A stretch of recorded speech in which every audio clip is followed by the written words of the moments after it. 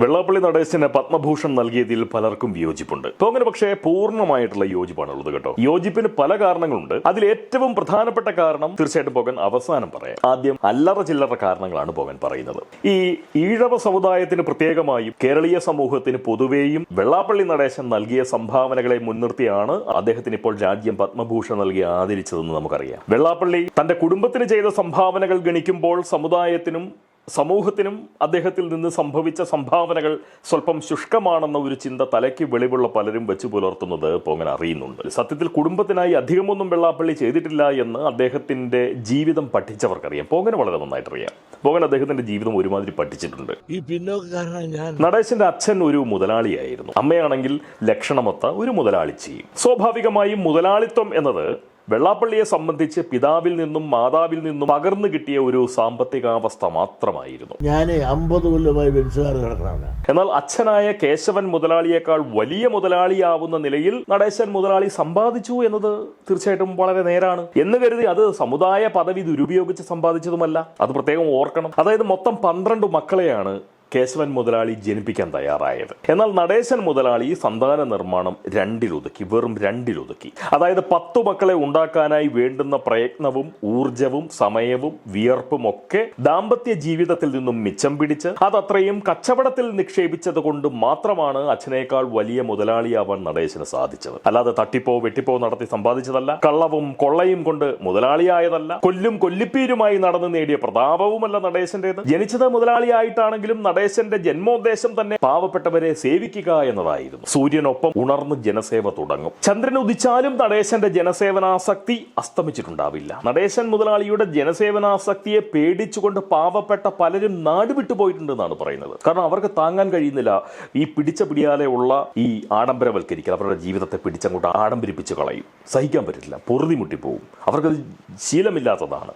പാവപ്പെട്ടവനല്ലേ, അവനങ്ങനെ ഒന്നും അധികം അനുഭവിച്ചിട്ടില്ല. അപ്പൊ പിടിച്ച പിടിയാലെ പിടിച്ച് സമ്പന്നനാക്കി കളയും. അത് താങ്ങാൻ പറ്റില്ല. രാവെന്നോ പകലെന്നോ ഇല്ലാതെ പാവപ്പെട്ടവരെ വേട്ടയാടി പിടിച്ച് അവരെ സമൃദ്ധി കൊണ്ട് പൊറുതിമുട്ടിപ്പിക്കലായിരുന്നു നടേശൻ മുതലാളിയുടെ പ്രധാന ചെറുപ്പകാല വിനോദം. ചെറിയ സംഗതിയല്ല. കോൺഗ്രസുകാരനായി രാഷ്ട്രീയ ജീവിതം തുടങ്ങിയ നടേശൻ ആദ്യകാലത്ത് കടുത്ത ഗാന്ധിയനായിരുന്നു. അക്കാലത്ത് അഹിംസയായിരുന്നു നടേശൻ മുതലാളിയുടെ ഏറ്റവും വലിയ ബലഹീനത. ഗാന്ധിജിയെ പോലെ ആട്ടിൻപാൽ ധാരാളമായി കുടിച്ചു. ഇടതടവില്ലാതെ രഘുപതി രാഘവ രാജാറാം പാടി ചർക്കയിൽ സ്വയം നൂൽനൂറ്റു. സ്വന്തം നിലയിൽ ഉപസത്യാഗ്രഹം നടത്തി. ഗാന്ധിയനായി കഴിഞ്ഞിരുന്ന കാലത്ത് തലയ്ക്ക് ചുറ്റും വെള്ളരി പ്രാവുകൾ എപ്പോഴും പറന്നു നടന്നിരുന്നു എന്നാണ് പറഞ്ഞു കേട്ടിട്ടുള്ളത്. ഗാന്ധിയനായി കുറച്ചു കാലം അങ്ങനെ ജീവിച്ചപ്പോൾ നടേശൻ മുതലാളിക്ക് ഈ അഹിംസയും ആട്ടിൻപാലും ഒക്കെ കണ്ടമാനം കണക്കിന് അങ്ങോട്ടേക്ക് ചെകിടിച്ചു. രഘുപതി രാഘവ രാജാറാം പാടാൻ തുടങ്ങുമ്പോൾ ഓക്കാനം വരവ് തുടങ്ങി. അതോടെ ചോരച്ചാലുകൾ നീന്തിക്കയറാനും വർഗശത്രുക്കളെ നിഗ്രഹിക്കാനുമുള്ള പൂതി നമ്മുടെ നടേശൻ മുതലാളി ഇളകി എന്നാണ് പറയുന്നത്. ഒട്ടും വൈകാതെ മുതലാളി വൈരുദ്ധ്യാത്മക ഭൗതികവാദിയായി പൊതുജന സേവ അങ്ങോട്ടേക്ക് ആരംഭിക്കുകയും ചെയ്തു. ഉറങ്ങുമ്പോൾ പോലും വലതുകൈ മുഷ്ടി തീർത്ത് ആകാശത്തേക്ക് ഉദ്ധരിച്ച് നിന്നിരുന്നു എന്നാണ് ചരിത്രം പറയുന്നത്. 25-ാമത്തെ വയസ്സിൽ, വെറും 25-ാമത്തെ വയസ്സിൽ സഖാവ് വെള്ളാപ്പള്ളി നടേശൻ മുതലാളിയായി പഞ്ചായത്ത് തിരഞ്ഞെടുപ്പിൽ മത്സരിച്ചുവെങ്കിൽ പോലും ജയിച്ച സ്ഥാനാർത്ഥിയേക്കാൾ ഒരു വോട്ട് പോലും കൂടുതൽ പിടിക്കാൻ പറ്റാത്തത് കൊണ്ട് സഖാവ് നടേശൻ മുതലാളിക്ക് തോൽക്കാനേ പറ്റിയുള്ളൂ ആ തിരഞ്ഞെടുപ്പിൽ. ആ തോൽവിയോടുകൂടി കമ്മ്യൂണിസവും ആ ജനങ്ങൾ വിട്ടുകളഞ്ഞു. പിന്നെ നേരെ പോയി കണിച്ചംകുളങ്ങര ക്ഷേത്രത്തിൻ്റെ പ്രസിഡന്റായിക്കൊണ്ട് ഭഗവതിയെ ഭരിക്കാൻ തുടങ്ങി. കഴിഞ്ഞ 6 പതിറ്റാണ്ട് കാലമായി കണിച്ചൻകുളങ്ങര ഭഗവതി വെള്ളാപ്പള്ളിയുടെ സംരക്ഷണയിലാണ് പാർത്തുകൊണ്ടിരിക്കുന്നത്. ഗാന്ധിയനായും സഖാവായും പൊതുജനങ്ങളെ സേവിച്ച നടേശൻ മുതലാളിയുടെ സംരക്ഷണയിൽ ദൈവങ്ങൾ വരെ ഉണ്ടെന്ന കാര്യം പൊതുസമൂഹം മറന്നുപോവുകയരുത്. സ്വസമുദായത്തെയും പൊതുസമൂഹത്തെയും കണ്ടമാനം സേവിച്ചു ഇല്ലേ? ഭഗവാന്മാരെയും ഭഗവതികളെയും പോറ്റി സംരക്ഷിച്ചു ഇല്ലേ? നായാണി മുതൽ നമ്പൂതിരി വരെയുള്ള ജാതി സമൂഹങ്ങളെ ഐക്യത്തിന്റെ വള്ളിയിൽ കെട്ടി ഹൈന്ദവ ഏകീകരണം സാധ്യമാക്കി. അതുമില്ലേ? ഭാഷയെ സംസ്കൃതീകരിക്കുന്ന നിലയിൽ അതിശക്തമായ പല ഇടപെടലുകളും നടത്തി ഇല്ലേ? നാട്ടുമതേതരത്വത്തിന് കൂടുതൽ പച്ചപ്പ് പകരാനായി ധാരാളം സംഭാവനകൾ നൽകി ഇല്ലേ? സംസ്ഥാനത്തിന്റെ നവോത്ഥാന കാന്തിക്ക് മുതൽക്കൂട്ടാവുന്ന പല സേവനങ്ങളും അദ്ദേഹം ചെയ്തു. ശരിയല്ലേ? ഇങ്ങനെ ഒരു മഹാത്മാവിനെ ഭാരതം പോലൊരു ദേശത്തിന് എങ്ങനെ അംഗീകരിക്കാതിരിക്കാൻ സാധിക്കും? വെള്ളാപ്പള്ളി വിരുദ്ധർ വിചാരിക്കുന്ന പോലെ അവഗണിക്കാവുന്നത്ര ശുഷ്കമായ മാഹാത്മ്യമല്ല ശ്രീ വെള്ളാപ്പള്ളി നടേശ ഗുരുക്കൾ മുതലാളി പേറിക്കൊണ്ടിരിക്കുന്നത്. ഇനി മറ്റൊരു സംഗതി കൂടി മനസ്സിലാക്കണം. അതായത് ഭഗവാൻ ശ്രീനാരായണ ഗുരുദേവൻ സമുദായത്തിന് സമർപ്പിച്ച ഒരു നിർദ്ദേശമുണ്ട്. അതായത് മദ്യം വിഷമാണ്, അത് ഉണ്ടാക്കരുത്, വിൽക്കരുത്, കുടിക്കരുത് എന്ന്. ആത്മീയ കാര്യങ്ങളിൽ നാരായണ ഗുരുദേവന്റെ അത്ര പിടിപാട് അങ്ങോട്ടേക്ക് ഇല്ലെങ്കിൽ പോലും അദ്ദേഹത്തിന്റെ ആ നിർദ്ദേശം സമുദായത്തിന്റെ വയറ്റത്തടിക്കാൻ ഉപകരിക്കുമെന്ന് മനസ്സിലാക്കിക്കൊണ്ട് 14 ജില്ലകളിലും മദ്യക്കച്ചവടം നടത്താൻ ലൈസൻസ് സംഘടിപ്പിച്ചവരാണ് സാക്ഷാൽ നടേശ ഗുരുദേവൻ. ലൈസൻസ് സംഘടിപ്പിച്ചവൻ എടുത്തു പറഞ്ഞതിന് കാരണമുണ്ട്. വ്യാജക്കള്ള് വിൽക്കാവുന്നതേ ഉള്ളൂ, അത് ചെയ്യില്ല, സത്യം വിട്ടൊരു കളിയില്ല. അതുകൊണ്ട് എല്ലായിടത്തും ലൈസൻസ് എടുത്തു മാത്രം മദ്യ കച്ചവടം തുടങ്ങി. ഇന്ന് മദ്യമാണ് കേരള സംസ്ഥാനത്തിന്റെ പോലും പ്രധാനപ്പെട്ട വരുമാനം എന്ന് നമുക്കറിയാം, അല്ലേ? കുടിക്കാൻ മലയാളികളില്ലെങ്കിൽ കേരളം ചത്തുപോകുമെന്ന നിലയാണ്. അപ്പോൾ ഇക്കാലത്തിന്റെ ശരി എന്ന് പറയുന്നത് നടേശ ഗുരുദേവനാണെന്ന് ഭാരതത്തിന് പോലും അറിയാം. മാത്രവുമല്ല, ചെത്താതിരുന്നാൽ ചുരത്താനാവാതെ സുരനീരു കെട്ടി നിന്ന് പനയുടെയും തെങ്ങിന്റെയും ഒക്കെ സ്ഥലങ്ങൾ എത്രമാത്രം കഴയ്ക്കുമായിരുന്നു എന്ന കാര്യവും നമ്മൾ ഓർക്കണം. ചുരുക്കി പറഞ്ഞാൽ സ്വസമുദായത്തിനും സമൂഹത്തിനും ഭഗവാന്മാർക്കും ഭഗവതികൾക്കും നാട്ടുമതേതരത്വത്തിനും സംസ്ഥാന നവോത്ഥാനത്തിനും സ്ത്രീപക്ഷ കേരളത്തിനും മാത്രമല്ല ഇന്നാട്ടിലെ തെങ്ങുകൾക്കും പനകൾക്കും വരെ വിലമതിക്കാനാവാത്ത സംഭാവനകൾ നൽകിയവനാണ് സാക്ഷാൽ വെള്ളാപ്പള്ളി നടേശ ഗുരുദേവ മുതലാളി. അദ്ദേഹം പത്മഭൂഷൺ അർഹിക്കുന്നില്ല എന്ന് ഇനിയും പറയാൻ പറ്റുമോ ആർക്കെങ്കിലും? അങ്ങനെ പറയാൻ പറ്റുന്ന ആരെങ്കിലും ഉണ്ടെങ്കിൽ അവർക്ക് വേണ്ടി പോകുന്ന ഒരു കാര്യം കൂടി പറയാം. ഈ മാങ്ങയുള്ള മാവിനെ കല്ലേറ് കിട്ടൂ എന്നാണല്ലോ പ്രമാണം. അതുപോലെ മാഹാത്മ്യമുള്ള മാനവർക്ക് മാത്രമേ ദുരാരോപണങ്ങൾക്ക് ഇരപ്പെടേണ്ടി വരികയുള്ളൂ എന്ന് തീർച്ചയായിട്ടും നമ്മൾ മനസ്സിലാക്കണം. ഈ നടേശ ഗുരുദേവനെ സംശയത്തിന്റെ നിഴലിൽ നിർത്തുന്ന നിലയ്ക്ക് ഒരു കുറിപ്പ് എഴുതി വെച്ചിട്ട് കണിച്ചംകുളങ്ങര SNDP യൂണിയൻ സെക്രട്ടറി ആയിരുന്ന KK മഹേശ്വരൻ സ്വന്തം നിലയിൽ മരണം വരെ സ്വയം തൂക്കിക്കൊന്നു, ഇല്ലേ? മറന്നുപോയോ? 4-5 വർഷമായി. വെള്ളാപ്പള്ളി എന്ന മഹാത്മാവിന്റെ മാഹാത്മ്യത്തിന് സ്വല്പം മങ്ങലെങ്കിലും പകരാൻ പറ്റുമോ എന്നായിരുന്നില്ലേ മഹേശ്വരന്റെ ആ തൂങ്ങലിന്റെ ഉന്നം, അല്ലേ? അതുപോലെ പിടിച്ച് കടലിലിട്ടാൽ ഒരു കവിൾ ഉപ്പുവെള്ളം പോലും കുടിക്കാതെ കരപറ്റാൻ പറ്റുന്നത്ര നീന്തൽ കൈവശമുള്ള ഒരു സന്യാസി വര്യൻ മുട്ടപ്പം വെള്ളത്തിൽ മുങ്ങി മരിച്ചിട്ട് അതിന്റെ കുറ്റം മുതലാളിത്തലയിൽ വെക്കാൻ നോക്കിയത് ഓർക്കുന്നില്ലേ? അതോ അതും മറന്നു? മുട്ടപ്പം വെള്ളത്തിൽ മുങ്ങി മരിച്ചു, നന്നായിട്ട് നീന്താൻ അറിയാവുന്ന ആളാ. ഹൃദയസ്തംഭനം വന്നിട്ടല്ല, അതല്ലാതെ സ്വാഭാവികമായ മുങ്ങിമരണം, മുട്ടപ്പം വെള്ളത്തിൽ സിദ്ധി. എന്നിട്ട് ആ സിദ്ധി ഈ മനുഷ്യൻ്റെ തലയിൽ കൊണ്ട് വെക്കാൻ വേണ്ടുന്ന ഒരു പരിശ്രമം ഒരു സന്യാസി വര്യൻ നടത്തിയില്ലേ? ഇതെല്ലാം വിളിച്ചു പറയുന്നത് ആരാധ്യനായ വെള്ളാപ്പള്ളി നടേശ ഗുരുദേവ മുതലാളിയുടെ ആ മഹാത്മ്യം തന്നെയാണ്. സത്യം പറഞ്ഞാൽ പത്മ പുരസ്കാരങ്ങൾക്ക് അതിൻ്റെ മഹത്വത്തിൽ തൊടാൻ സാധിച്ചത് തീർച്ചയായിട്ടും വെള്ളാപ്പള്ളി പുരസ്കൃതനായപ്പോൾ മാത്രമാണ് എന്ന് പറയുന്ന ഒരു പക്ഷമാണ് ഈ പോങ്ങനുള്ളത്. അതുകൊണ്ട് പത്മ പുരസ്കാരങ്ങളുടെ മഹിമയെ അംഗീകരിക്കുന്ന നിലയിൽ വെള്ളാപ്പള്ളിയെ പുരസ്കരിക്കാൻ പിടിച്ചവർക്ക് ഈ പോങ്ങന്റെ ആദരവ്. ഇനിയും വെള്ളാപ്പള്ളിക്ക് പത്മഭൂഷൺ കിട്ടിയതിൽ കെറിവുള്ളവരോട് ഈ പോങ്ങൻ ഒന്നേ പറയാനുള്ളൂ. അരുവിപ്പുറത്ത് ശിവപ്രതിഷ്ഠ നടത്തിയപ്പോൾ മുറുമുറുത്തവരോട് ശ്രീനാരായണ ഗുരുദേവൻ പറഞ്ഞത് ഞാൻ പ്രതിഷ്ഠിച്ചത് ഈഴവശിവനെയാണെന്നാണ്. ഈഴവശിവനെ എന്ന് പറഞ്ഞതുപോലെ പത്മഭൂഷൺ വെള്ളാപ്പള്ളിക്ക് ലഭിച്ചതിൽ ഇനിയും ആർക്കെങ്കിലും പ്രയാസമുണ്ടെങ്കിൽ എനിക്ക് അവരോട് ഒന്നേ പറയാനുള്ളൂ, വെള്ളാപ്പള്ളിക്ക് ലഭിച്ചത് ഈഴവ പത്മഭൂഷണാണ്, ഈഴവ പത്മഭൂഷൺ. അതുകൊണ്ട് ആർക്കും അധികം ചൊറിച്ചിലൊന്നും വേണ്ട. ഞാൻ എന്നെ തീണ്ടല്ലാതെയായി പോയാ. അവസാനിപ്പിക്കാനായി ഒരു കാര്യം കൂടി പൊങ്ങൻ പറയാം. എൻ്റെ ഒരു സ്നേഹിതൻ കടുത്ത വെള്ളാപ്പള്ളി ആരാധകനാണ്. അദ്ദേഹം പറയുന്നത് രാജ്യസുരക്ഷയ്ക്ക് സഹായം ചെയ്യുന്ന ഒരു പ്രത്യേക ആശയവിനിമയ ശാഖ തന്നെ വെള്ളാപ്പള്ളി ഭാരതത്തിന് സംഭാവന ചെയ്തിട്ടുണ്ടെന്നാണ്. ഈ ശാഖ എന്ന് പറയുമ്പോൾ RSS ശാഖ എന്നോ അതല്ലെങ്കിൽ SNDP ശാഖ എന്നോ ഒന്നും ആരും തെറ്റിദ്ധരിക്കരുത്. ഇത് ആശയവിനിമയത്തിന്റെ പരിധിയിൽ വരുന്ന മറ്റൊരു ശാഖ. അതായത് വെള്ളാപ്പള്ളിക്ക് കഴുത്തില്ലല്ലോ, അല്ലേ?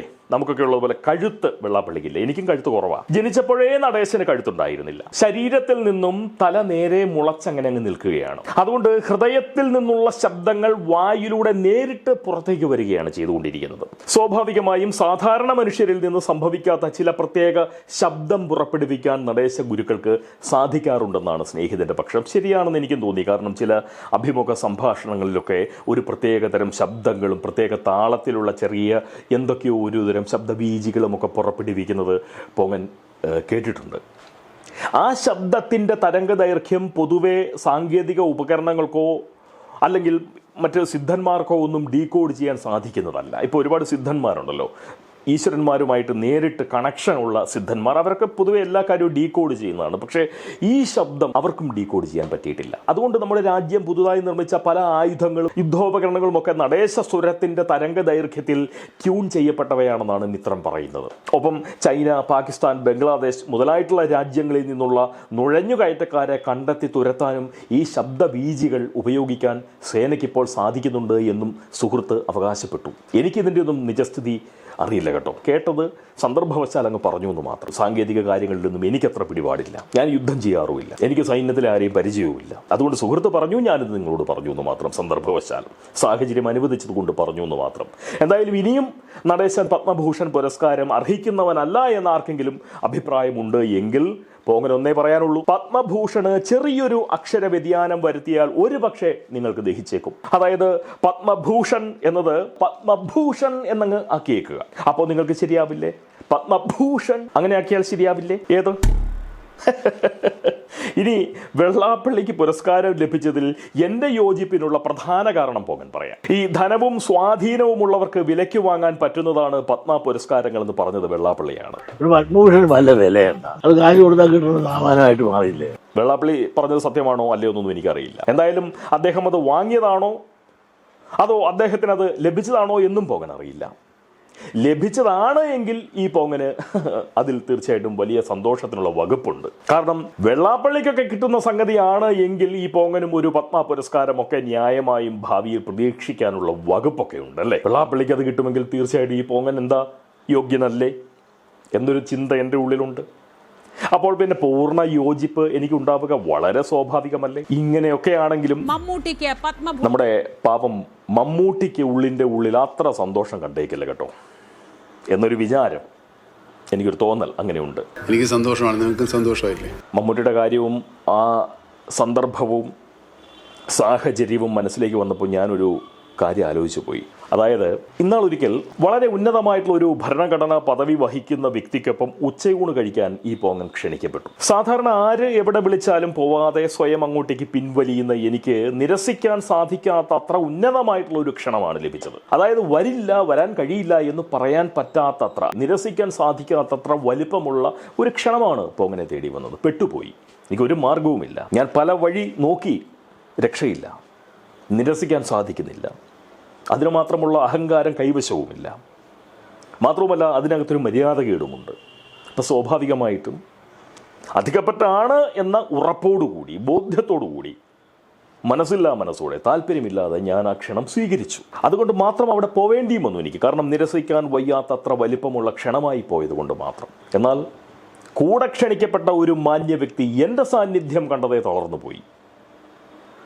ആശാൻ ഇങ്ങനെ വാഹനത്തിൽ വരുന്നു, എന്നെ കാണുന്നു. എൻ്റെ ഒപ്പം ഉള്ള വ്യക്തി ഓക്കെയാണ് അദ്ദേഹത്തിന്. പക്ഷേ ഞാൻ എന്ന് പറയുന്ന ഒരു വ്യക്തി സാന്നിധ്യം പകരുന്നുണ്ട് എന്ന് കണ്ടപ്പോൾ ചെറിയൊരു മനപ്രയാസം, ഒരു ആത്മനിന്ദ, മുഖത്തെ സന്തോഷം അങ്ങോട്ടേക്ക് മാഞ്ഞു, ഗർവ് നഷ്ടപ്പെട്ടു. കാരണം ഈ പോങ്ങനൊക്കെ ഉണ്ണുന്ന പന്തിയിലാണോ എനിക്ക് ഇലയിടാൻ നോക്കുന്നത് എന്ന് പറയുന്ന ഭാവം വേന്ദ്രൻ്റെ മുഖത്തങ്ങോട്ടേക്ക് തെളിഞ്ഞു. ഉള്ളിലൊരിത്തിരി പ്രയാസം തോന്നി. എന്ത് പ്രയാസമാണെന്നറിയാവോ? ഇതുപോലുള്ള അല്പന്മാരെ ആണോ സമൂഹം പോക്കുന്നെന്നുള്ളത്, എന്നെ താഴ്ത്തുന്നു എന്നുള്ളത് കൊണ്ടല്ല, എനിക്കെൻ്റെ വലിപ്പം അറിയാം. എന്തായാലും ആ വേന്ദ്രൻ്റെ മനോഗതിയാവും മമ്മൂട്ടിക്ക് ഇപ്പോൾ എന്ന് പറയുന്ന ഒരു തോന്നൽ എൻ്റെ ഉള്ളിലേക്ക് വന്നു. അതുപോട്ടെ, പത്മ പുരസ്കാരങ്ങൾ വാങ്ങിയതാണെങ്കിൽ വാങ്ങിയവർക്കും, നേടിയതാണെങ്കിൽ നേടിയവർക്കും പോങ്ങൻ്റെ ആദരാനുമോദനങ്ങൾ. വളരെ സന്തോഷം. നമുക്കെല്ലാം നല്ലത് വരട്ടെ, നമുക്കെല്ലാം നല്ലത് മാത്രം വരട്ടെ. ഈ പിന്നോക്കാരനാണ് ഞാൻ ആ വണ്ടി ഒന്ന് കയറിയെന്ന് പറഞ്ഞ് നിങ്ങളിവിടെ എല്ലാം എന്നെ കൊല്ല ചെയ്തില്ലേ?